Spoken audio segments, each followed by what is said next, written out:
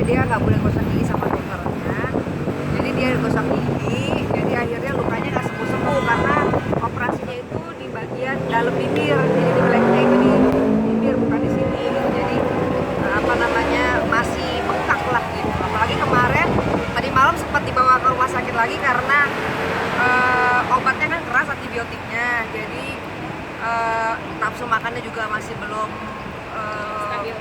baik. Akhirnya dia sesak napas tadi malam gitu,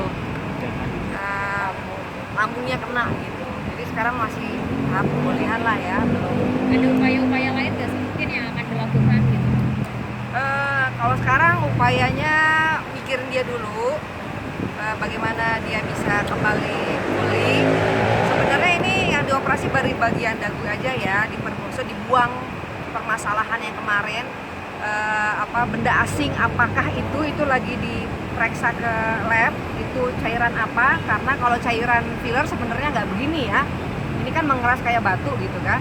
Nah nanti setelah dagu ini selesai baru ke tahap operasi berikutnya, yaitu di bagian bibir, karena yang disuntikin ini bibir sama dagunya itu sama jenisnya gitu. Tapi awal mulanya seperti apa sih? Awal mulanya biasalah, kalau artis-artis itu kan di endorse ya, jadi dia diajak sama temen-temennya gitu kan, di endorse, yang dia pilih endorse-nya itu filler, karena buat Rensi mungkin filler itu tidak terlalu berbahaya kan. Filler itu cairan yang disuntikan akan hilang 3, 6 sampai 1 tahun karena sifatnya tidak permanen. Dokter juga bingung, ini tidak pernah ada kasus filler ini bermasalah. Ini pasti disuntikan sesuatu benda asing yang kita lagi cek ininya apa gitu. Awalnya dari situ kan, kemudian 1 tahun pertama itu tidak mengalami apa-apa. 1 tahun itu biasa aja, cuma semakin mengeras. Aku suka pegang, kok ini filler biasanya udah habis, kok ini kayak batu. Nah itu setelah 1 tahun. Jadi sebenarnya Rensi ini udah keempat kalinya kambuh. Yang pertama, kedua, yang ketiga itu dia cuma menggunakan antibiotik kempes gitu ya. Terus kambuh lagi kempes, aku bilang udah langsung ke kliniknya aja gitu. Dia nggak mau karena merasa udah nggak yakin dan nggak percaya lagi gitu. Udah biar diselesain dulu. Pokoknya dia berkali-kali diajak ke sana. Aku bilang kok ke sana aja biar tanggung jawab. Dia nggak pernah mau. Nah terakhir waktu kita liburan semua rame-rame di puncak, itu dia menggigil dan panas tinggi gitu kan. Terus saya lihat mukanya itu udah bengkak, dagunya itu panjang kayak apa ya, panjang lah gitu kan. Terus udah mulutnya juga udah menyon-menyon.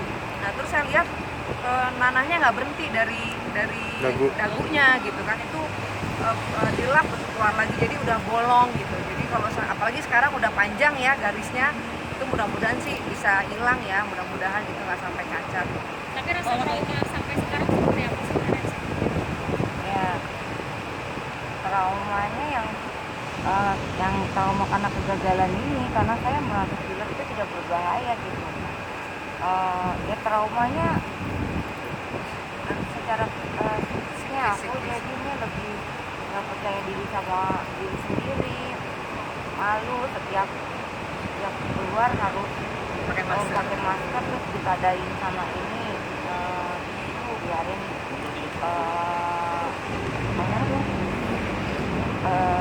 nanahnya keluar gitu. Jadi ya penderitaan saya selama 3 tahun ya kayak gini gitu. Tapi perkembangannya sendiri seperti apa Mbak dari awal sampai sekarang, udah terlihat belum sih? Apakah ada perubahan atau pemulihan atau setelah di Kebaikan. Berarti alhamdulillah karena benda asingnya itu kan besar ini ya, yang ada di sini udah dikeluarin. Tapi dokter bilang kan itu akan dicek dulu, mudah-mudahan nggak berbahaya, karena kalau itu nggak dikeluarkan akan begitu terus, kamu infeksi lagi, minum obat kan bahaya, keseringan minum obat antibiotik ya kan. Nah udah, jadi memang seharusnya itu dibuang. Namun waktu dokter cek kemarin nggak sampai ke tulang. Kalau sampai ke tulang itu bahaya, dan itu kalau nggak dikeluarin bisa bolong dan bisa jadi kanker kalau nggak dikeluarin. Oke, ini kan pemberitaan kan sudah semakin besar ya gitu. Mungkin kayak ada nggak sih itikat baik dari klinik yang sebelumnya gitu? Nah gini, awalnya kan saya telepon dia, telepon nggak direspon, saya WA nggak direspon. Akhirnya aku bilang nih orang nggak punya itikat baik ya, gini nih kakak saya lagi menderita ini gitu kan. Maksud saya minta tanggung jawabnya. Tapi saya pikir karena kondisinya dia mendesak, akhirnya udah deh saya bawa dia dulu ke rumah sakit, nanti baru saya tindak lanjutin. Tapi setelah ada kasus ini saya lempar gitu kan di media sosial, barulah dia mau mediasi gitu kan. Jadi insya Allah dalam minggu ini kita mau mediasi kepada kliniknya gitu kan. Ya, saya sih kepengennya dia jujur nih apa sih yang disuntikin di kakak saya gitu kan. Kok bisa maunya filler tapi disuntiknya lain. Terus tanggung jawabnya seperti apa sih gitu. Gitu loh apa. Saya kan juga gak kepengen ini terjadi kepada yang lain ya. Ini buat kami ini adalah kakak saya ini menjadi pelajaran yang berharga untuk teman-teman khususnya wanita yang ingin cantik, yang ingin melakukan perawatan, tapi harus tahu benar apalagi ini masuk ke dalam tubuh kita ya. Jadi harus banyak tanya dan harus sebenarnya juga itu referensi juga ya. Bingung juga gitu ya. Sebenarnya juga jadi referensi katanya bagus. Jadi ya biasalah dia kan pemain sinetron ya kan yang dijual muka. Jadi ya dia tuh kepengennya cantik lah gitu. Tapi dia melakukan filler karena dia pilih filler karena memang katanya itu tidak berbahaya.